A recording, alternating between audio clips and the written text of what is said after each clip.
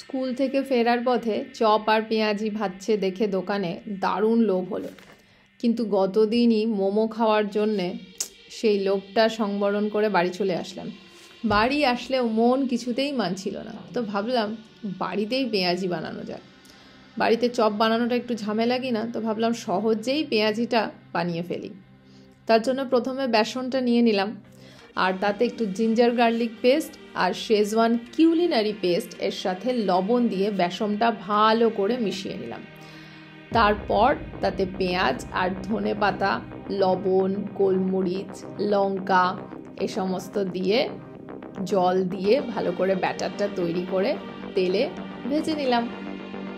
দোকানের পেঁয়াজির ক্ষেত্রে কি হয়, খেতে তো খুবই ভালো লাগে, টেস্টি লাগে, কিন্তু তেলটা পাম তেল হয় অনেক সময়, অথবা অনেক সময় অনেক দিনের পুরনো তেল হয়।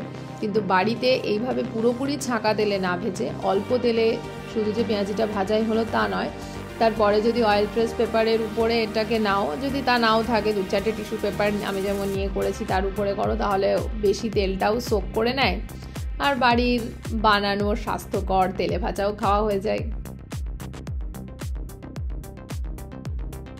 তোমরা চাইলে ব্যাটারে জিরে গুঁড়ো, ধনে গুঁড়ো বা আগে থেকে বানানো কোনো ভাজা মশলাও অ্যাড করতে পারো, তাতেও স্বাদ বাড়ে। কিন্তু এই ব্যাটারে যেহেতু আগে থেকেই কিউলিনারি পেস্ট আর জিঞ্জার গার্লিক পেস্টটা আমি অ্যাড করেছিলাম, তার জন্য এর কিন্তু একটা দারুণ স্বাদ এসেছিল।